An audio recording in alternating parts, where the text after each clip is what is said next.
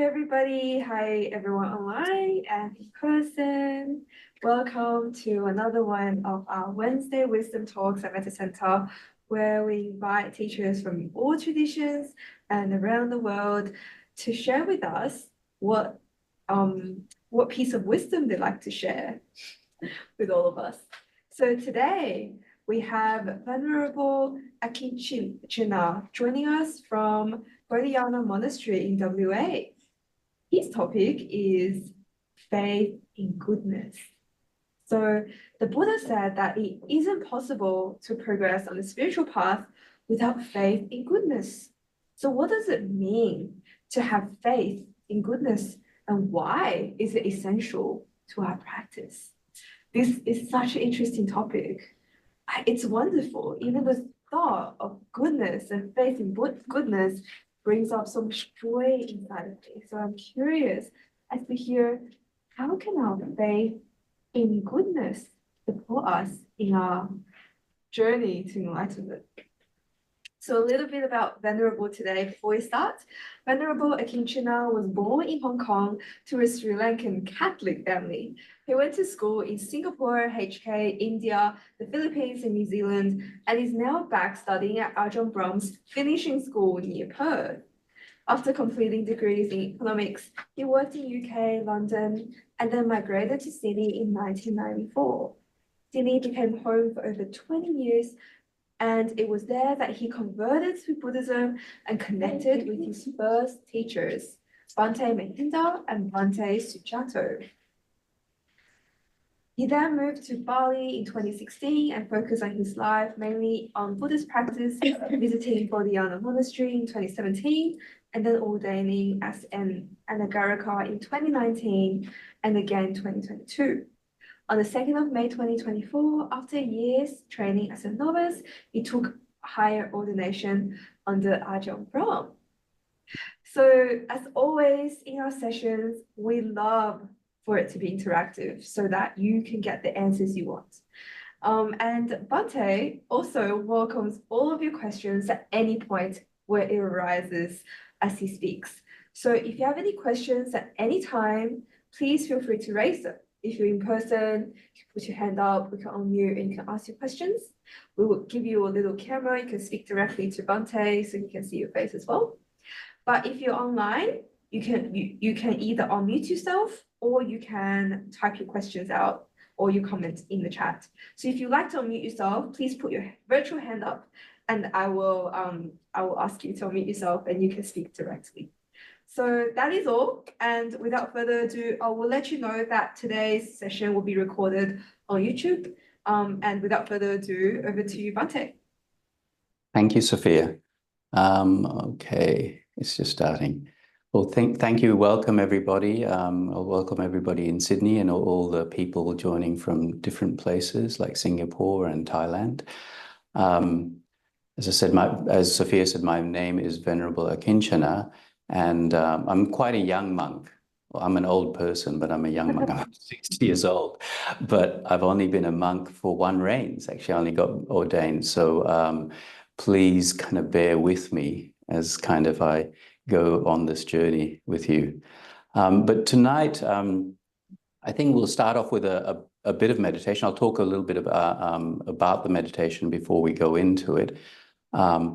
But I'd like to just give you an overview of what the talk is going to be about, or what I think it might be about, but the questions may move it in different directions. So actually, goodness is incredibly important for Buddhism. In fact, it's kind of like almost the core of this religion. And so I'd like to talk a bit about faith. You know, faith is it's called one of the faculties, but the term in Pali is indriya. And faith is both a faculty and a power. It's kind of like a superpower, actually, that people have. But faith is not something that everybody has. Actually, until recently, I just thought, oh, okay, everybody must have faith or an ability to have faith. But actually, I think Ajahn Brahmali was saying, and maybe Ajahn Brahm as well, it's not something that we all have, and some people can actually have very little ability to bring up faith in their mind, in their heart, right? And so we'll talk a little bit about the faculty of faith and perhaps a little bit about the other spiritual faculties. And then we'll go on to talk a little bit about karma and the results of action and its results. And then we'll go into talking probably a fair bit about the idea of goodness and why it's essential in the Buddhist practice and on the Buddhist path. So we will maybe talk a little bit now, but I will talk a bit about tonight's meditation practice. I think we'll start again. On Monday, I did a breath meditation. We'll do one again, and I might extend it a little bit this time. Once we are calm, I'd like you to kind of start becoming a bit more aware of the feelings that are arising. So again, in the Anapanasati Sutta, the teaching, Buddha's teaching on the mindfulness of in-breathing and out-breathing, what the Buddha says is that once you are connected with the breath, you can actually start looking at the dhammas that are arising, the phenomena that arise in your mind.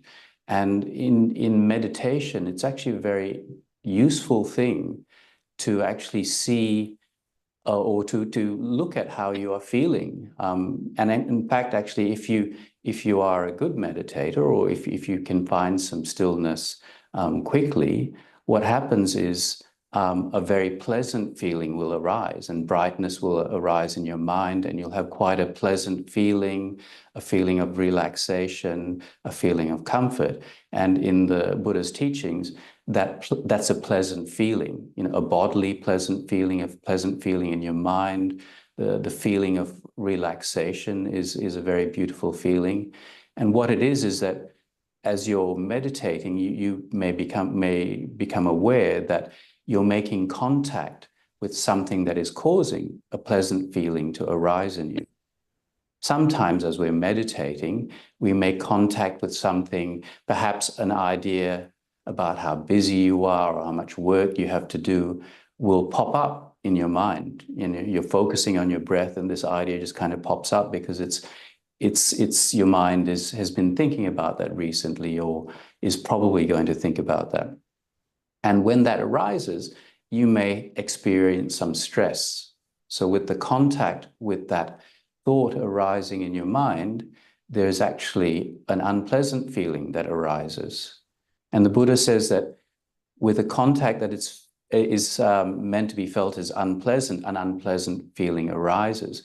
But with the cessation of that contact that is meant to be felt as unpleasant, then there's a cessation of that unpleasant feeling. So if you are able, I guess what I'm asking you to do is just be aware as well. Once you get a bit settled onto your breath, be aware of the contact, and then in particular the feelings that are arising.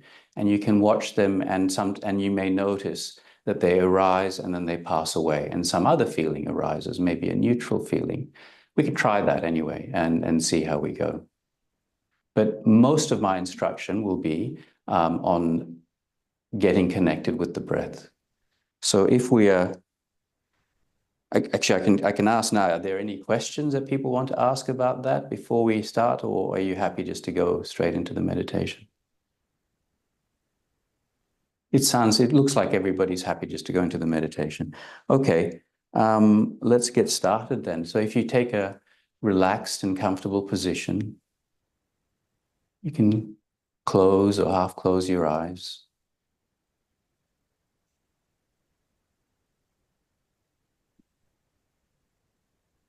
And we'll start the meditation with a body scan. It allows us to just feel where there's tension in our body, and allows us to be kind to that tension and gentle with it, and just start the process of relaxation. We start with the feet, the soles of the feet. Relax your feet, your ankles.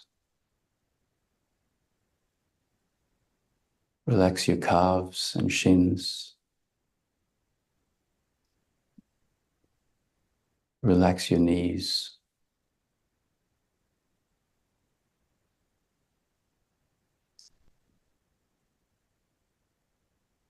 Relax your thighs and hamstrings.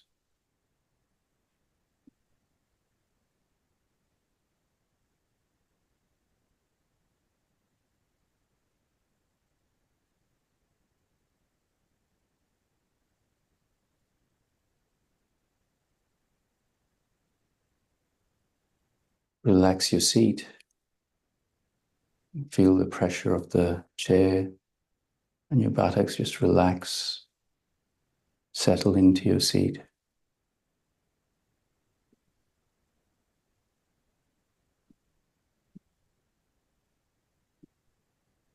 Relax your lower back.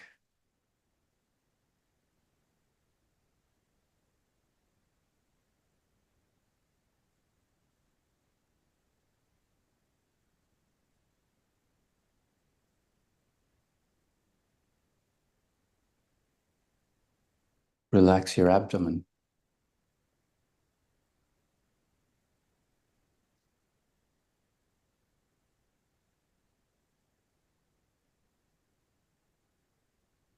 All the organs in your abdomen.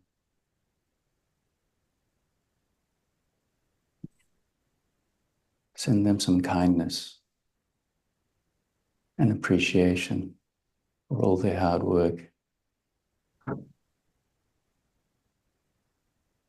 Relax your hands.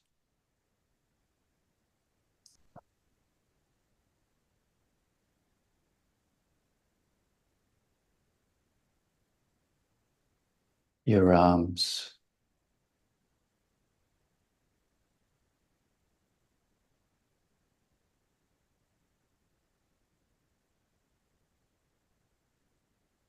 Relax your chest.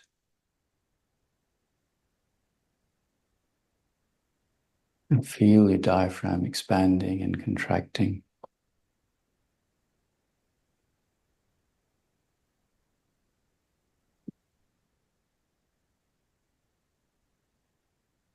The rhythm of your heart.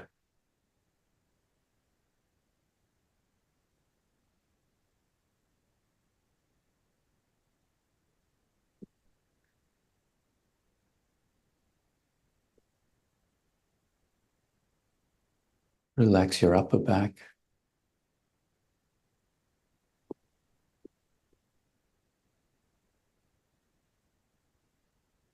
Your shoulders and shoulder joints. Let them drop, loosen.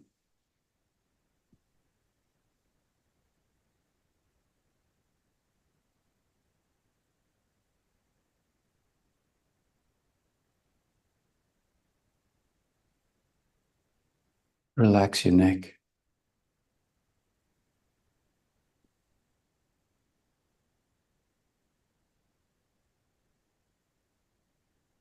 Relax your face, the muscles around your eyes, your mouth. Let your jaw relax. Feel your face kind of slowly drooping down, feeling at ease.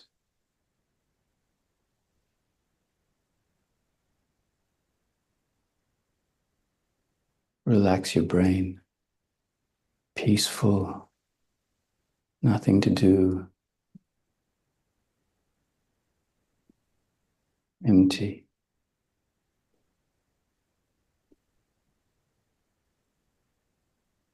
Relax the crown of your head.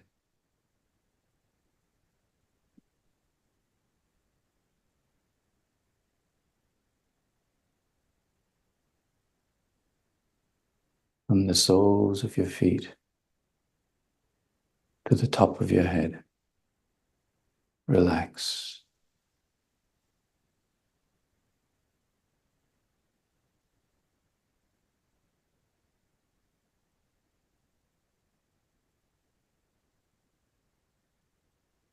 When you're ready, we can turn our attention to the breath, the whole body of the breath. You can watch it any way you like, or you can watch all of it. All of it from the moment it comes into your body, into your lungs. expands in your lungs and your diaphragm. And then as it moves out through your mouth or your nose, notice, is it long or short? Is it deep or shallow?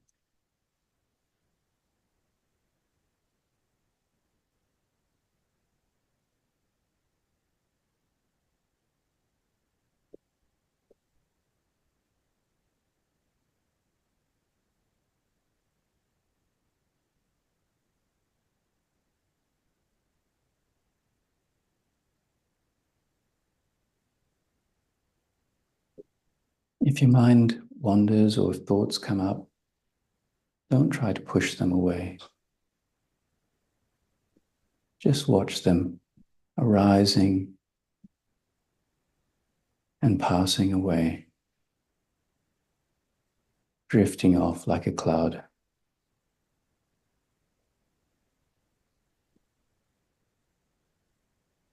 If your mind becomes involved, then just be kind to it, kind to the involvement. Let it take its course, just a phenomenon of nature. And when you remember, bring your mind back to your breath.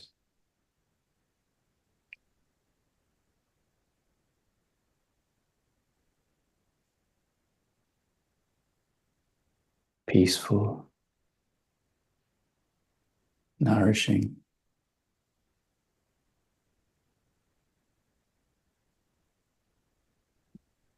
The breath working on its own.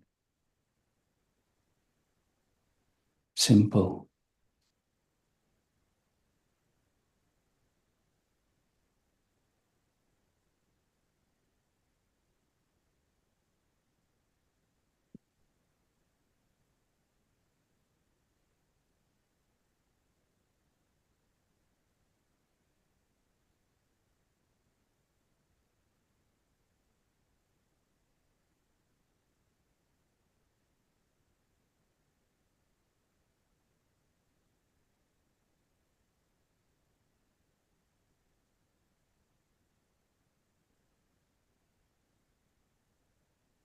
I'd like you now to have a sense of not just the breath, but how are you feeling? What are you feeling? Feeling relaxed? Are you feeling tension? Is your mind busy and you're thinking, I don't want it to be busy? You're wanting something else?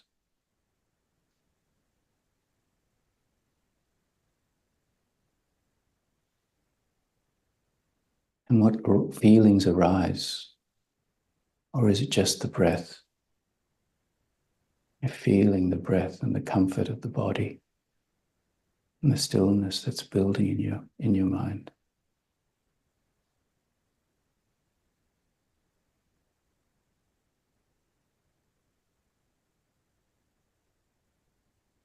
Connecting with the breath, connecting with the feeling.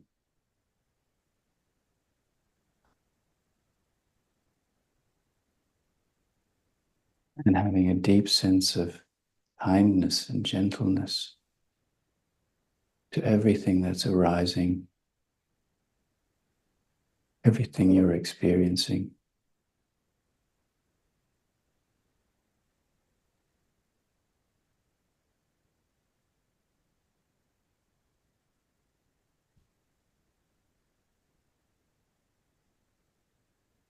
If things become a bit busy, then come back to the breath. Breathing in, relax. Breathing out, relax.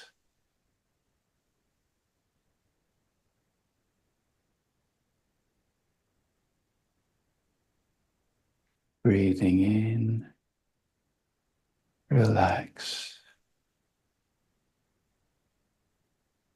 Breathing out, relax.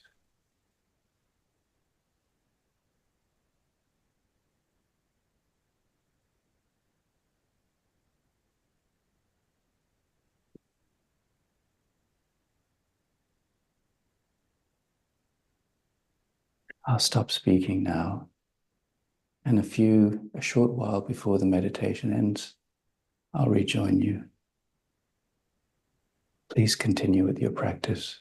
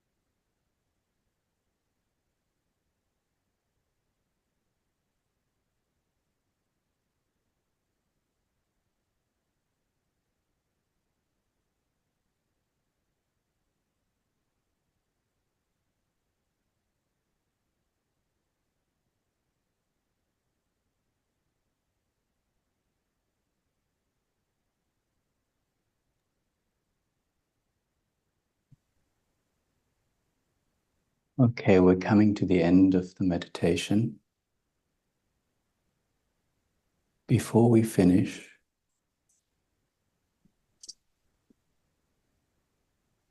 take a moment to review what's just happened. What's my mind like now? Is there some peace,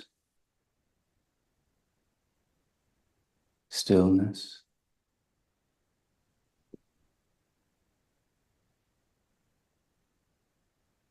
What was my mind like at the start of the meditation? Was it busy, active, still caught up in the activity of today?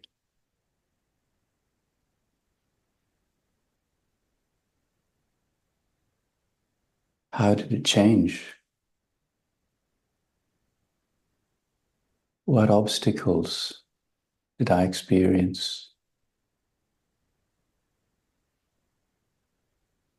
What worked? What helped?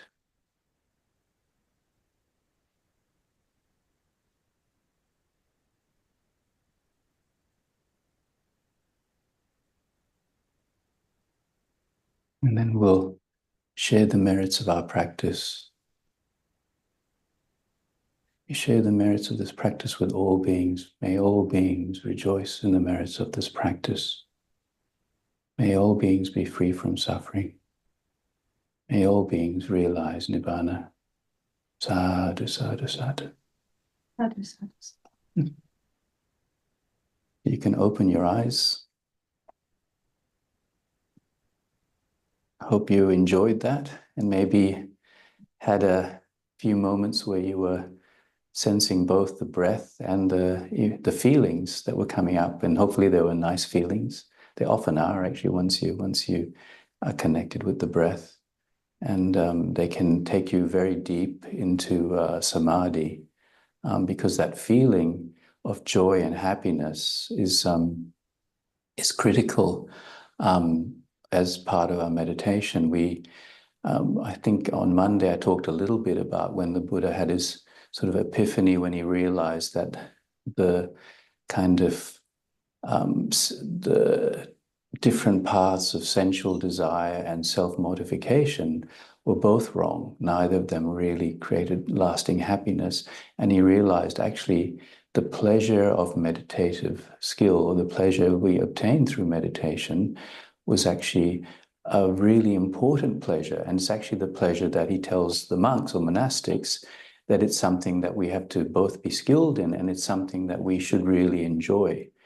Because otherwise the spiritual life can become very dry and meaningless at times if we don't really understand it's okay, okay, we're moving away from seeking happiness in sensual pleasures, but to replace that, we have this inner pleasure, this inner happiness and joy. And our Ajahn Brahm tells a story. He says, oh, it's not a story, it's actually in the suttas, that King Bimbisara used to come and visit the Buddha at Jetavana in Savatthi, and he would love coming there. He became a very good friend of the Buddha's, and he would love coming there.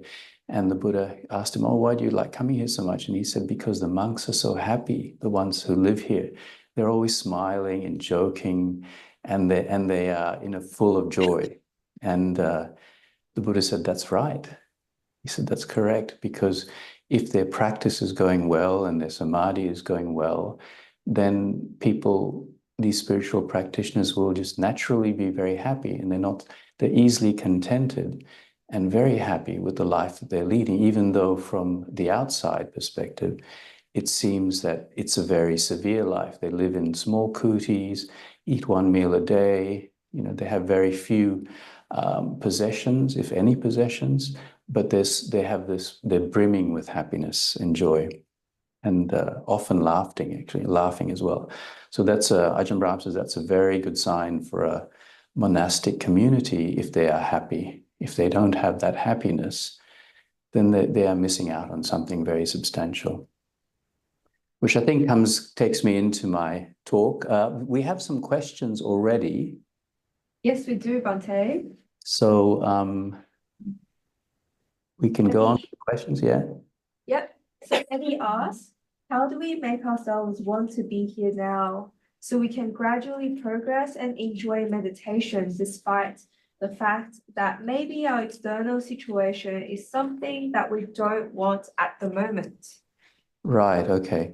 Yes, so I think that's a little bit what we're talking about, is that the meditation becomes a refuge for us. Actually, that, I mean, it doesn't mean that, you know, and even monastics, I mean, they also go through many things, the past conditions and traumas affecting them, dissatisfaction. But, you know, I was obviously a layperson for a long time, and so you know, there are many difficulties of being in the world, both things from our past and also the stresses and difficulties we face in the present, perhaps financial difficulties, difficulties with our family, and, you know, difficulties with what we are hoping to achieve, maybe even failure. I mean, there's many times in life, even myself, I've experienced failure at many things, actually, and those are difficult to deal with. Not getting what we want is suffering, and sometimes even getting what we want is suffering. So we try and make the meditation practice a sort of regular thing in our lives. I think that's, for me, when I was a layperson, that when things would become tough, it's not that the tough would get going, I would make more of a commitment to myself that I would try and sit every day. You know, and even if it was really tired, I was busy at work, or, you know, not feeling well, sick, etc., I would just say, okay, just 5 minutes, you know, just get on the seat for 5 minutes, you know, or 3 minutes, if that's all you can manage. And my mind would be saying, I'm really tired, I just want to go to sleep, or I want to watch TV, or I want a distraction, I want something that will take. And so that's often what happens in lay life and even monastic life, is you seek a distraction. You know, you seek something that you can place your attention on, and for a while, you know, you'll be lost in that distraction. But usually when we come out, you know, of that, you know, nice piece of music that we enjoy and makes us happy, or, you know, the thing on Netflix or that we're watching that's exciting, you know, or you know, takes us into a different world and different set of emotions. When we come out, our problems are still there waiting for us. And so we sort of, it's worse. You sort of think, oh no. Actually, the Buddha kind of talked about that. He said, you know, sensual desires where we seek things out in the outer world are like a debt, right? We sort of take this on, you know, like we're adding to our mortgage, spending it out, going on a spending spree. But when we come back, you know, we see that the debt has gone up. We've got more to pay off. And go, oh God, you know, so what are we going to do? And so that's the cycle of seeking kind of solutions and distractions. And they become more painful. They don't really solve our problem. But if we can, you know, what we do is what's a better way is there's kind of two things that you can do. One is to develop that kind of sense of, okay, I'm going to discipline around sitting, you know, finding that time to be quiet and going through the initial pain of all those thoughts and unpleasant feelings arising in your mind and noticing them, because that's actually part of the issues. As soon as you go in, all these thoughts and fears and anxieties rise up in our minds, and it's painful, right? Because we're even more focused, and the first thing you want to do is, oh no, I don't want to look at this. Can't I escape from it?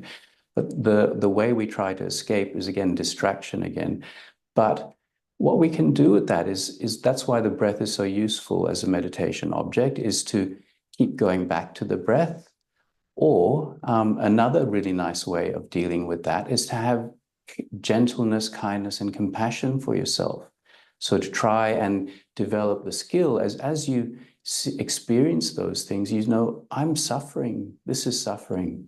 This is painful.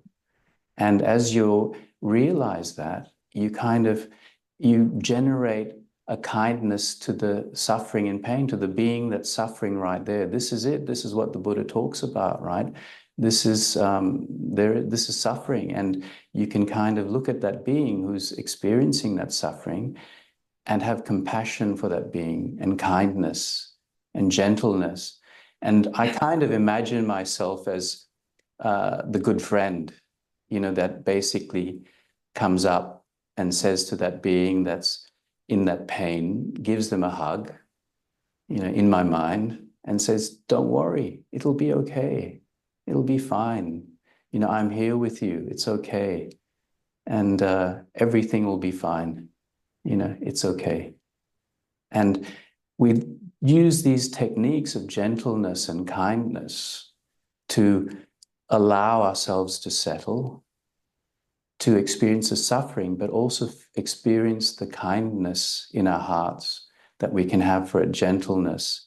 And that is a very powerful tool to settle our minds.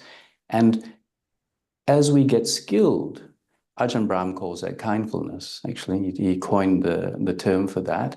And so it's a mindful awareness of what's happening and bringing kindness to that situation, and bringing gentleness and compassion to that situation, and opening our heart to it.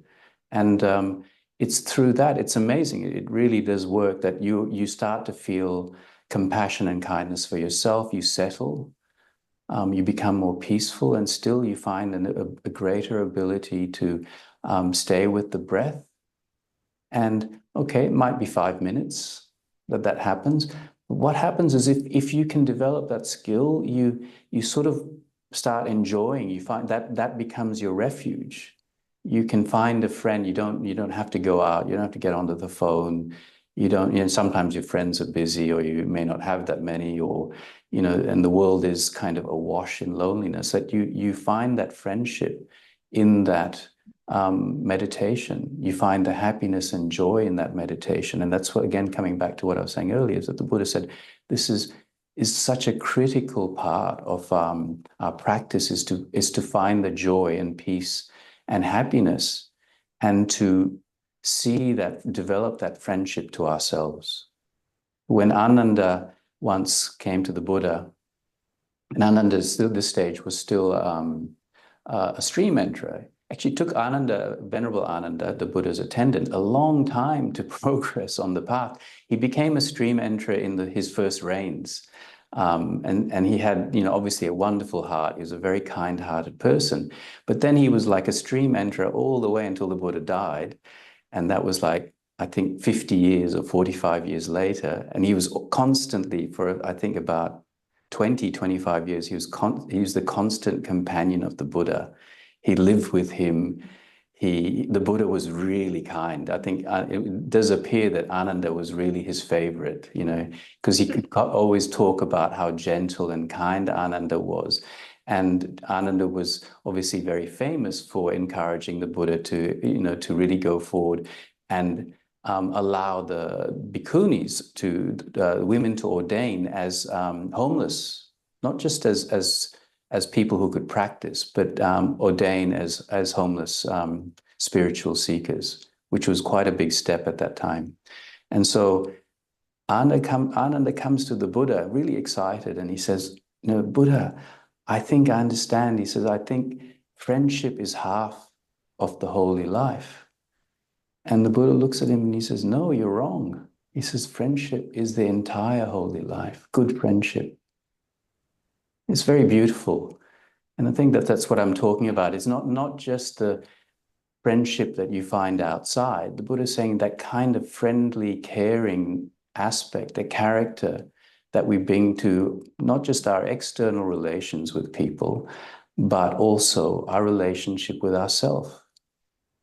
When we bring compassion and metta to ourselves, and understanding, and create that friendship, you know, where you are also the person that can give yourself a hug and say, it'll be okay. Oh, you made a mistake. It doesn't matter. Everybody makes mistakes. All the things that a really good friend would say to you when things are going wrong.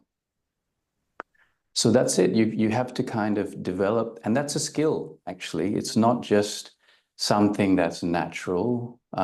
It is the entire spiritual path from the Buddha's perspective. That is the skill that takes us all the way along the path to enlightenment, that kind of deep caring, tenderness that the Buddha showed to all of his students and the world, even people who were objectionable or rude. He was deeply respectful and kind to them, and only rarely kind of rebuked them.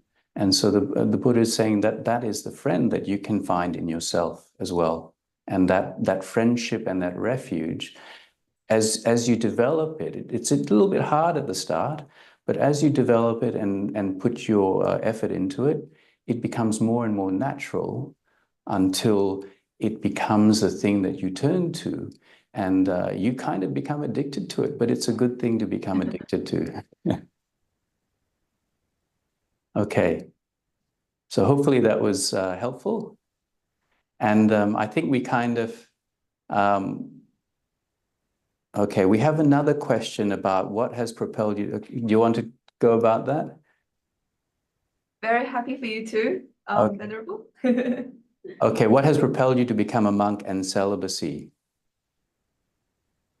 Okay, so good. So I suppose I've been practicing for a while. I converted to become a Buddhist when in 1996. I remember it was quite a conscious decision for me. It was actually I think by the end of 95, I'd been reading and reading, and I realized, it's not enough just to read. I've always been a reader and enjoyed reading about things and philosophy and literature and things like that. But I realized this is not a thing that you can just read and become good at and learn and change, you know. And I did feel I had some suffering, some job changes. That was actually shortly after I arrived in Australia, and I suppose I had culture shock coming from the UK, and not that things were bad. It's very different, and of course, and a lot of stress from work, etc. And so, as a person in my early 30s, and relationship difficulties, all those things that many of us experience in life. And I kind of thought, okay, I need to change. I want to do something that is active, proactive. I want to change my life, and I want to change my mind, actually, because I want to be less grumpy and depressed at times and sad and all those things that we all experience as human beings. And so I found a teacher. Fortunately, my partner at the time was also very interested in Buddhism, and so that allowed us to practice in parallel. And then I found as the more I explored Buddhism, and then the more often that I went to retreats, and every retreat they were difficult actually to go from that hyper-stimulated mind of working, watching things, going out, eating, all the things that lay life has, all the sort of things that we enjoy, but also provide a lot of stimulation. I sort of then I went on as many retreats as I could. I realized, okay, and I'm one of these people that I thought, once I'm into it, I really want to try and put the effort in. And the retreats were difficult because I thought a lot. Actually, I would think way too much, and my mind was so busy. And I remember one day after an interview at the retreat, the teacher said, "Oh, because I was getting headaches from trying to control and force my mind to do this and to do that." And the teacher just said, "Just go outside, stop. Just go outside and sit and look at nature and feel the wind on your face and feel the sun on your skin and do that," right? And that was a wonderful experience, and my meditation improved. And every retreat, it's difficult, but there's a little bit of improvement, so there's effort into it. So as I went along and started reading suttas and met different teachers and met people in the community, I suppose I fell in love with Buddhism, actually. The more I looked, the more I liked it. And the more I found wonderful, precious kind of insights and wonderful people very virtuous, kind people, caring people. And so as that happened, and the more I read the suttas, I kind of had this idea of that, oh, it would be good to be a monk. But then it took a long time. I think it was about in 2003 that actually both my partner and I both that we want to be monastics. But of course we had a kid, we had a mortgage, we had other things, and elderly parents to look after. So many worldly obligations. They seemed insurmountable at times, but slowly. So I think the thing is, I felt very deeply that if I could just, why I became a monk is I felt at that time, and even still do, that if I committed my whole life to this, then maybe I will get some deeper wisdom and have some direct experience of what the Buddha was teaching. And actually, some of my teachers said, no, don't do that. It's really hard being a monk and you have to give all this stuff and there's all these restrictions and things. But I just felt very strongly in my heart, actually. I could understand those things and they are true, but I felt very strongly in my heart that by committing completely, I could go further, and that's really what we do. We basically live this, we practice all the time. We look at our conduct, what we say, how we work, all of that is all the teachings are coming up, and in our mind, and we spend many hours every day. Many of us do, meditating, trying to improve, trying to watch our mind, watch our bodies as they get older and sick, and to learn from all of that. And the celibacy, well, why do you become a monk? And basically you are giving up, we're trying to move from the world of the senses. I talked a little bit about earlier that the Buddha realized that the sensuous life is a difficult life. It actually is not something that eventually gives you that much pleasure. You consume all these things and you do have some enjoyment and then you die, kind of thing. And you don't really carry forward much wisdom. So the Buddha encouraged us to leave the sensuous life if possible, if you felt confident in that. And so we give up a lot. We live very simply. We don't have very much. I personally don't go online very much or watch news or anything like that. And Ajahn Brahm encourages us to look at the forest if we want to find wisdom and peace. Look at the insects, look at life and death, the trees dying, other beings around us living and dying and being born. We have lots of kangaroos here and they're very cute at the moment. All the young joeys are all popping out of the pouches, and sticking their heads out and looking around. And then you see them a year later with their mothers, and then you see them getting older, and then you see the kangaroos dying, and sometimes they're hit by cars. And it's just the life and death of beings, right? And so the Buddha and our teachers encourage us to connect more with what's real, to move away from seeking pleasure from the senses and to connect with our hearts and to live a life of goodness. And the sexuality, it's not wrong, but again, it's a very sensuous thing. It's something that it actually drives human beings enormously. It's a complicated thing that interacts with our personality, our own specific sexuality, and what drives us. And then what happens is it becomes often a very dominant factor in people's lives.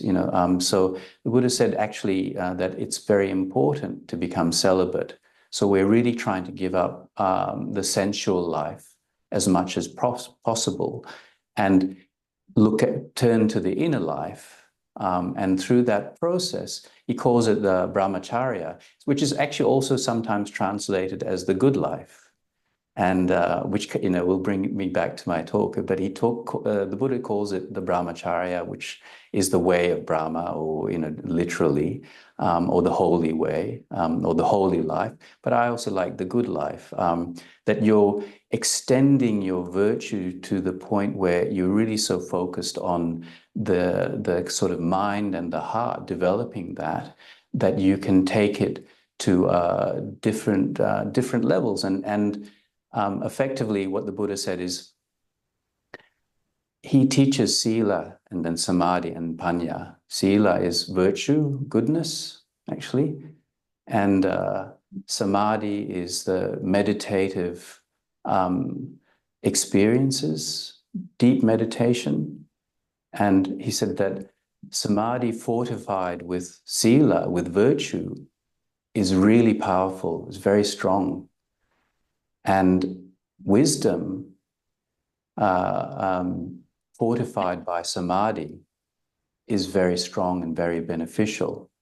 So this really brings me back. So I hope that answers your question. Is it's a sacrifice giving up these things for sure, right? But what the Buddha tells us is you will get a lot and you can become enlightened. In fact, he says, if you follow my instructions properly, you will become enlightened, right? If you follow this path, if you become possessed of the path. So the Buddha tells us that when you become a stream winner, you actually own the path, or you actually become part of it. It becomes part of you. And so actually it becomes much easier to live because you're not having to make decisions anymore. The path makes it for you. If people can understand that, the path is deciding how you live, and things actually become much simpler. That's what the Buddha tells us. When that happens, and Ajahn Chah actually says, once you become a stream enterer, you accelerate on the path because you're less distracted. You sort of understand what will help you and then what brings greater and sustained happiness in your life and into your heart. So that kind of, I think, circles me back to the idea of faith in goodness. And I talked a bit about sila, samadhi, and panya. And sila is often translated as, sometimes translated as ethics, sometimes translated as morality. It actually literally means conduct, the way you conduct yourself. That's a literal translation. I actually like the translation of goodness. I think it's a very kind of down-to-earth word. And the sila that we have in Buddhism is often kind of represented in a sort of a, not negative is not the right word, but it basically says don't do these things. We have precepts, and rules. We have a lot of rules. We have 227 in our Patimokkha, and we have a lot of other rules. There's hundreds of them actually about all kinds of things. Even the way you eat, not to chomp and slurp when you're eating and drinking. We have those rules as well, which is, some of them are a bit funny actually, but they're kind of rules about courtesy and respect for the people around you. So in Buddhism, we have the 5 precepts, which many of you are probably familiar with, the 8 precepts. We have, as monks, 227. The bhikkhunis have even more that they recite in their Patimokkha. So there's quite a lot of rules, and you can kind of come to Buddhism and you think, what, so many rules, what's going on, right? Control freaks, they're kind of telling you everything, how to do them, how you're forced to live your life that way. And you can think of it that way. However, the Ajahn Brahmali was actually one of my teachers, was talking about that. Why are things represented in the sort of negation, or don't do this, or this is bad, or in Buddhist in the suttas? And he says it's kind of giving you the bottom line, right? As a simplification, like you just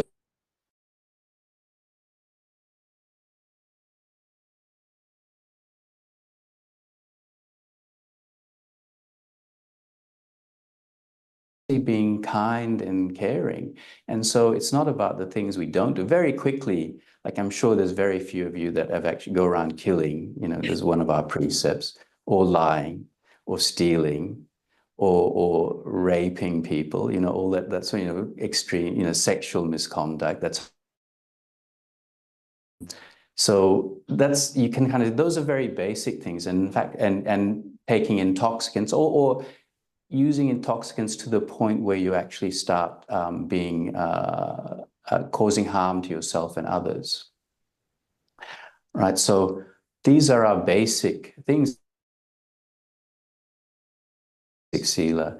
But in the other side of it is that actually a lot of the path, a lot of the sense of goodness comes from doing positive things. So in the path, that you know, the Noble Eightfold Path is the components of actually sila, samadhi, and panya. Panya is the first two, right view and right intention. Sila is often equated to with right speech, right action, and right livelihood. Samadhi is right effort, right mindfulness, and right samadhi. So that the components of the path are actually in the sila, samadhi, panya. Again, the core teachings of the Buddha. However, what's often missed is that in the wisdom component, and Ajahn Brahm really likes to teach this. It's a wonderful teaching. It's a very important teaching, actually, that right at the start of the path, after right view is right intention, sammasankappa. And it's sometimes translated as right thought, but I think right intention is probably a more accurate translation. The three components of right intention are renunciation and non-ill will and non-cruelty, which is really beautiful, right? So letting go, being kind, and being gentle are the three most kind of key components of what guides you on the path and how you should be. And so right there, right at the start, you can kind of see the Buddha is telling you, actually, you know, he wants you to get rid of any cruelty to yourself or others and become very gentle right there. Get rid of aversion, disliking things, right? Again, you know, he says that is harmful to you and harmful to others, because when you have aversion, when you have dislike and anger, it hurts your heart, actually. It directly hurts you. And then renunciation, letting go, is so critical. Being able to give things up, letting go, and eventually perhaps becoming a renunciant, which is what a bhikkhu and a bhikkhuni, bhikkhus and bhikkhunis are. To become, Ajahn Chah says, you know, if you let go a little, you'll find a little peace. If you let go a lot, you'll find a lot of peace. If you let go completely, all your troubles with the world will come to an end. That's it, it's all finished. So right there in right intention, you're already kind of seeing, well, okay, this is goodness. This is why the path is actually good, why sila, why right at the start of the path in the gradual training, the Buddha asks us to focus on our sila. And it's not just, you know, we should quickly move beyond the, you know, not killing and not stealing and not lying. You know, those things, I think most of us will move beyond very quickly and actually understand, okay, so let's get into the real kind of substance of this practice. And this thing that will power up my samadhi, that will give me so much power there, right? Will stabilize my meditative experience, bring lots of joy, eradicate remorse and restlessness. So these are the things that attack our samadhi, and the virtue is the core kind of practice that helps it. And so when in our daily lives or in our life, as we practice this goodness, okay, letting go and renouncing is a bit tricky, especially when you're a lay person, right? You want to have a relationship, you want to be in love, you want to experience the world, you want to be successful, you enjoy music. I mean, there's a lot of great beauty in the world, and for sure, you know, within people, animals and pets, you know, sunsets, beautiful forests, and even great cities, right? With lots of art and culture. So there's great beauty there. So renouncing all of that is a difficult thing at the start, but you can be gentle and kind right from the start of your practice, both to yourself as a friend and developing that friendship, and to others. And so one of the ways we practice is kind of like gentle in speech, encouraging people.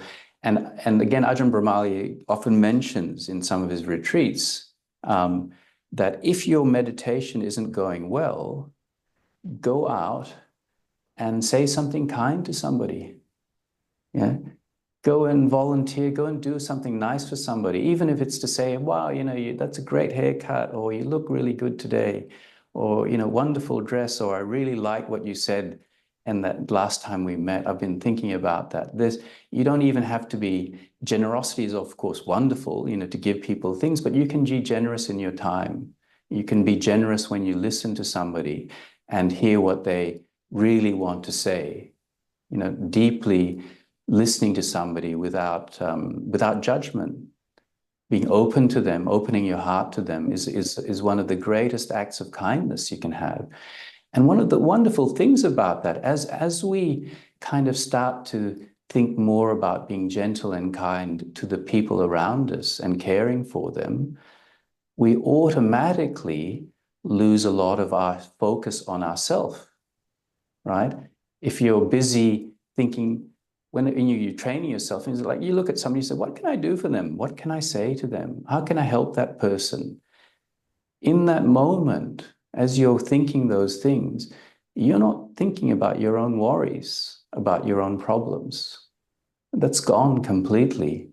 And actually, so you have this kind of sense of care, genuine and sincere, you develop this genuine, sincere care for people, and you become skilled at going up to them and being kind to people. And then Ajahn Brahmali says, okay, then go back, sit and see what's happened. Look at the things that have happened, transpired that day, or remember, your generosity, the kindness, the act that you have. Remember the joy that you've had from that, the happiness. Remember the happiness of other people. And you can feel that beautiful energy, that goodness. And that's goodness in action, right? Gentleness and kindness, caring and friendship to the beings around you. And that's what powers up your samadhi. Then when you sit, you find that, okay, the remorse is easy to dispel. There's energy. If you're tired, you feel energetic, you feel energized by this goodness that's happened and the recollection of that goodness. And you find calm and stillness much more quickly. So the things that hurt your meditation, ill will, sensual desire, doubt, restlessness and remorse, and dullness and drowsiness. So the energy dispels dullness and drowsiness. The restlessness is taken away by that kind of energetic calm and happiness and joy that arises from your actions. The ill will is gone because you didn't have ill will. It wasn't there in the first place. You were kind to somebody, right? You were actually looking to be good. And the sensual desire, well, actually what's happening is you're beginning to find pleasure in being good. You're actually beginning to enjoy the sort of beauty. And you'll actually start, and you're not finding fault, because when you're spending a lot of your time looking at people and saying, what can I say that's nice about them? What's great about that person? What are they doing that's wonderful, right? That's beautiful. Why am I so happy that they're here right in front of me and that I can listen to their voice? All these ways of thinking. You're not saying, oh God, that's that person again. They really annoy me, right? And what had they done with their hair? It's that dress they're wearing or that shirt. It's terrible. Who chose that color, right? They should get somebody. All these sort of things, the criticism, the fault finding, which actually then continue on into our meditations. They make us kind of fault find internally, fault find with ourselves, find difficulties, find problems in our life. Instead, what we're doing is we're shifting that mindset to find beauty in the world, to find goodness in the world. And then after a while, you've trained yourself, you can start finding goodness in many things. You could probably find goodness in Donald Trump. You can find goodness somehow. Actually, there's a sutta that about how the monastics should relate to each other. And one of the similes is that, we should thirst to find the goodness of that person. We should crave to find that goodness. And it's as if we came to a sort of, we were thirsty and we find a little sort of pool of water that animals have been walking through, and there's mud and cloud, dirt in that water. And what we should do is we should just kind of move the dirt away, let it settle, and sip the water. Whatever's clear from that, right? Whatever looks clear and is a little bit clean out of that dirty pool. And what the Buddha is saying is that actually, even if it looks messy and dirty and, like grubby, we can find something. Our job is to find the goodness there. What he's saying, this is sila, this is virtue, our job is to find the goodness in that being, not find fault with them. And why is that good? It's because it dispels all the hindrances when it comes to our meditation. As we practice, we sort of get more and more confidence in it. We develop a faith in it, right? And that faith is like it starts becoming a superpower. And it's not that we become. Actually, I got accused by, I think, one of my fellow monastics of being a Pollyanna. I don't know if anybody knows. And I said to them, "That's me. I'm a Pollyanna. I'm a bit of an optimist." But I said, "Yeah, I do. I love it." I said, and I loved that movie when I was a young child. It was actually one of my favorites. This young girl who sees the good in people and is always looking for the best of every situation. And I said, "Dad, that's wonderful, right?" That's kind of what is important for our heart, because it gives us a sort of confidence that this is what the Buddha was talking about, this gentleness and kindness, and having this is the path of friendship, of being friendly with everything, right? And we can't change the world, we can't fix it, it's too big, there's too many problems, and we're not in control, we're not in control of ourselves. But what we can do is we can bring up goodness in our hearts. We can become skilled in goodness. We can become skilled in gentleness and kindness and generosity. And the Buddha tells us as we see this in action, as we experience this, the benefits in our samadhi and meditation, we develop faith in it. We become confident. We understand, oh, right, okay, this really works. It's having a deep transformative effect on my life. I've got friends, people like me, right? Even when there are difficulties at work or with people or with strangers, just remind yourself, whatever happens, I'm going to be kind with it. And I have faith that kindness, it may not, one day, there will be bad things that happen. Not everything works out. Not everybody, there are bad things that happen, even to good people in the world. But what happens is you are constantly coming back to that kindness and acceptance of things. And in most situations, it works wonderfully. But as you get back on the cushion, you don't have any remorse or regret. You didn't shout at anybody. You didn't tell anybody off. You didn't say anything mean. And you can have confidence and faith that comes back into your heart, strengthens your samadhi, and allows wisdom to arise. So the faith, the Buddha says faith is one of the indriyas. There's 5 spiritual faculties: faith, energy, mindfulness, samadhi, and wisdom. They're also the 5 spiritual powers.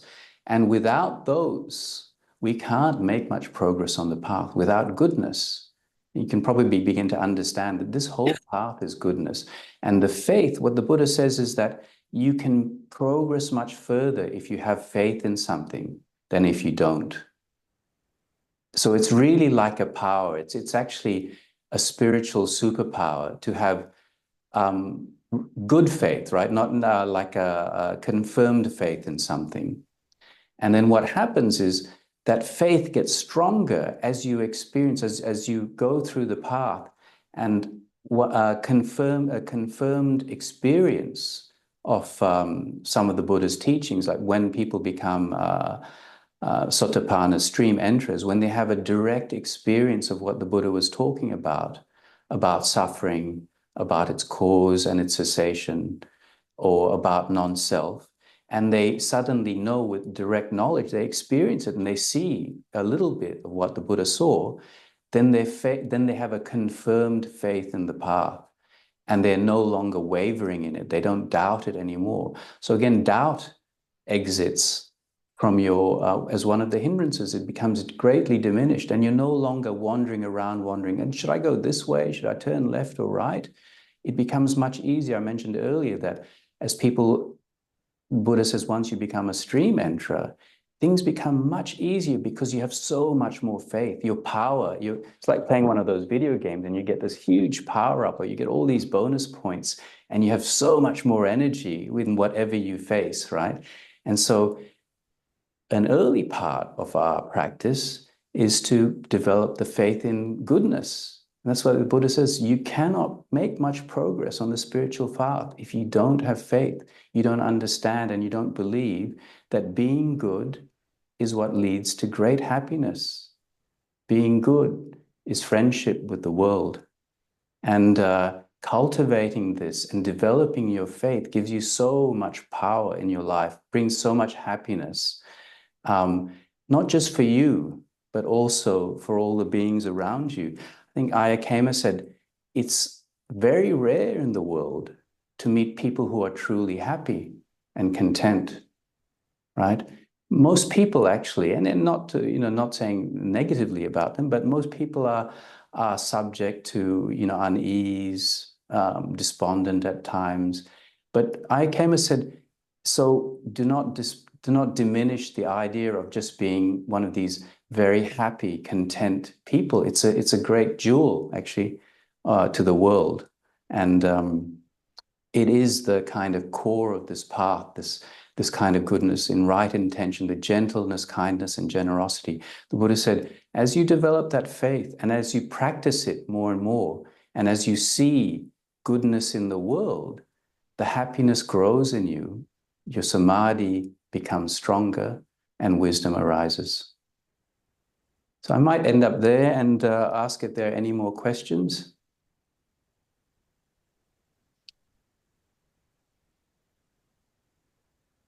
Wow, what a wonderful talk. Refreshing. Yeah, very refreshing. Yeah. You can't see our lovely attendant because she's off camera. No. I want to sit.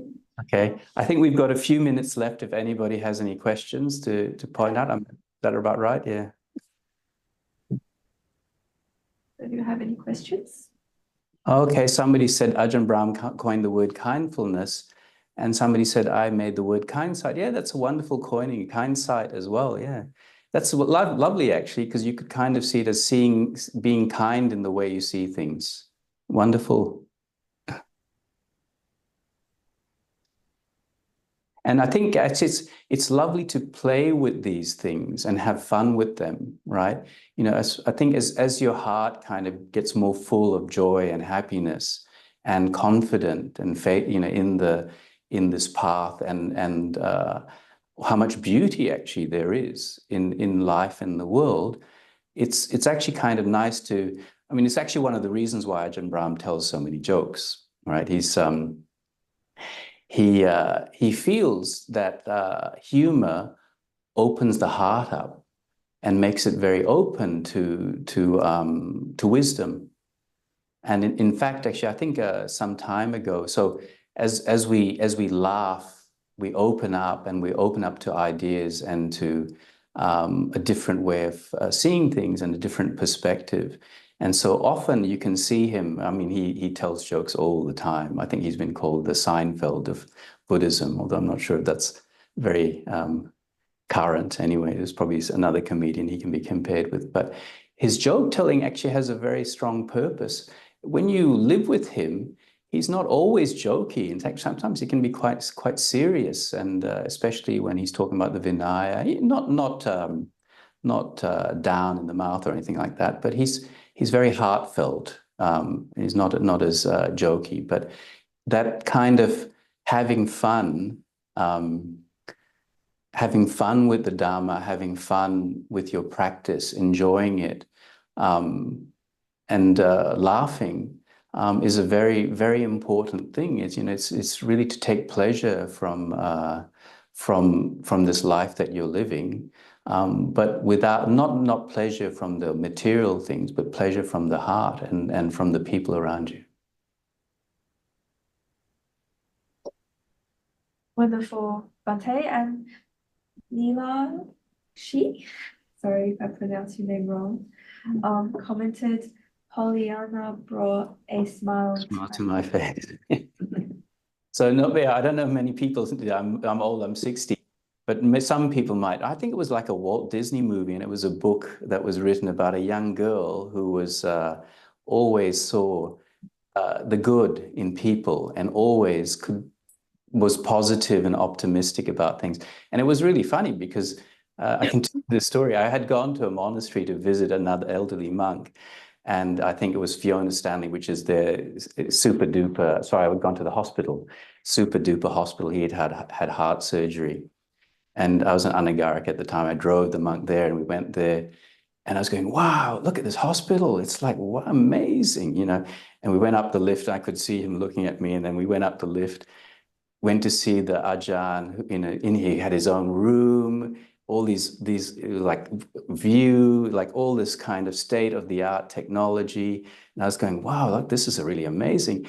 Because I had come from Indonesia, where, you know, you've been to hospitals in Indonesia, they're a very different thing, even in Bali. And then the nurse came in and she talked to us, and she was smiley and caring. And we talked about what Ajahn could have to eat. And we went through all the different things, and we made an agreement about what we were going to bring back and send as food. And we talked to him, and he was happy because he was going to get nicer food, or, you know, different food that he liked. And of course, you know, I was like beaming, and as on my way down in the elevator, I was waxing lyrical to this other monastic and saying, wow, I can't believe it. And, you know, I said, this is all free. It's paid by Medicare, right? And he doesn't have to pay anything. And look at how kind people are. And you know, the operation was a success. And by the time we got to the car, this other monastic was like so grumpy. And I was like looking at him and thinking, what's wrong with this guy? And he said, you don't understand. The world's not like that at all. You know, she's probably being underpaid and overworked. And the hospital, I'm sure there was like fraudulent activity. And so he came at me with all this stuff.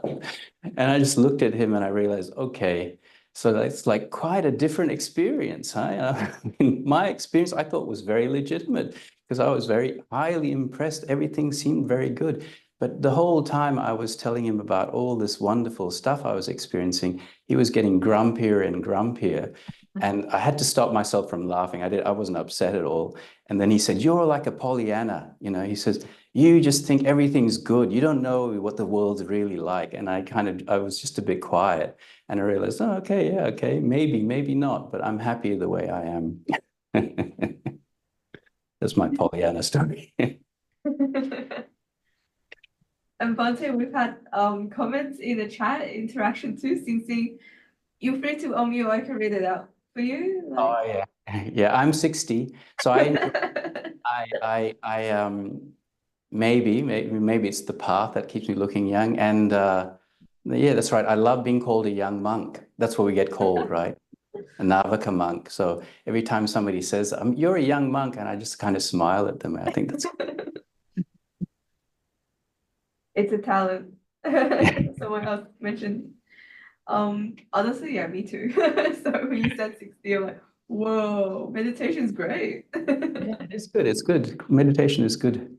And as I said, you know, the test is whether you can find joy. You know, if you are, and of course, don't beat yourself up if it's difficult, because life is difficult at times. But the work we do is to try and bring back that joy into our heart. You know, that's actually the practice of it. And finding those ways of turning away. And a lot of the suffering we have is when we become very focused on ourselves, you know, very focused on, you know, the ego, as the Buddha says, grabs you by the hair and drags you here like a strong man, and drags you here and drags you there, and won't kind of let you rest. And That's the thing I was mentioning earlier, is the more you can turn away from this trying to placate the self or fulfill its desires and demands, because actually it's not really there. One day you might have a conversation with your ego and it'll be telling you, you know, without me, you'd be nothing, you'd have nothing.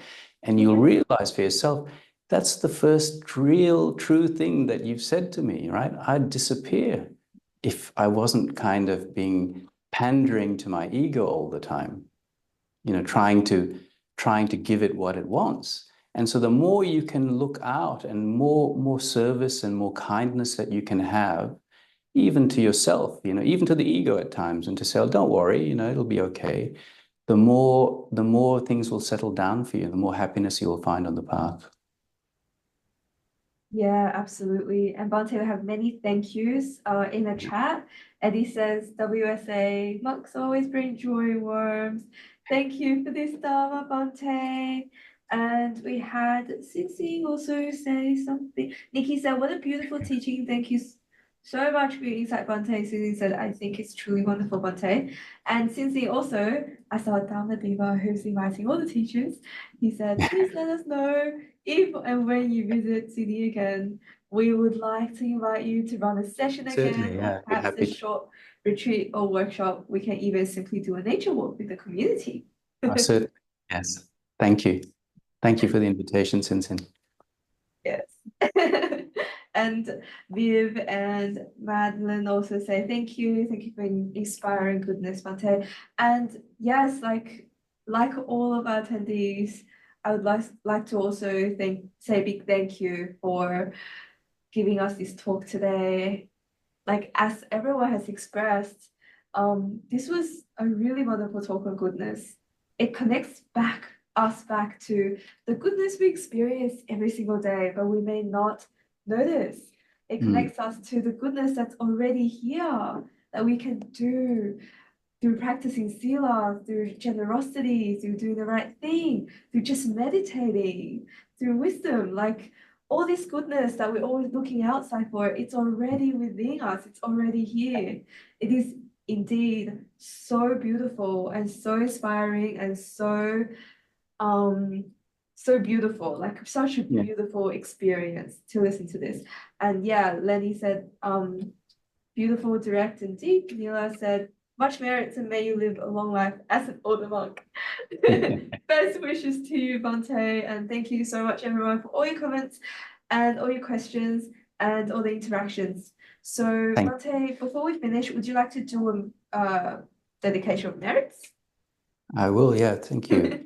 May we share the merits that we have through our practice, through our attention, through taking the time in our busy lives to be here. May we share that with all beings. May they also have happiness. May they have the opportunity to have connection and contact with the Dhamma. May they have good friends and good teachers. And at the earliest opportunity, may they attain to the highest bliss, Nibbana. Sadhu, sadhu, sadhu. Sadhu, sadhu, sadhu. Thank you, Bhante. And before I forget, please stay online for a little bit after. We just have a little thing we want to discuss with you, if that's okay. Okay, sure. Yeah. Thank you. Sure. And everyone else, we always have our finishing notifications bing right here. So we have Monday meditation classes 7 to 8:30 p.m. in Bankstown and online. Yoga classes in person in Bankstown on Tuesdays 6:30 to 7:30. Wednesday wisdom here in person in Parramatta and online from 7 to 8:30 on Wednesdays. And also monthly workshop with Aya Karunika every last Sunday of every month from 5 to 7:30 p.m. So the next one is on the 27th of October. We have a day of practice coming up let me just check the name after. Ajahn Tanisaro. Yes. Ajahn Tanisaro is leading a day workshop on the 16th of November and also the 17th. So that weekend. Oh, is it 16th? I think I have 22nd, 23rd. Oh, really? Oh, sorry. Anyway. Different. Sorry, the 22nd is the Friday public talk. I'm sorry, I was wrong. And then the Saturday day of practice is going to be on the 23rd of November. Yeah, so looking forward to that. And we have Bhikkhuni Tita Charini doing a day of practice in the Buddhist Library, and that's a joint event between Metta Center, Buddhist Library, and Buddhist Council. So that one is on the 3rd of November. So we have lots of events coming up where you can practice, find goodness, and find spiritual friends, and be a good friend to ourselves and each other.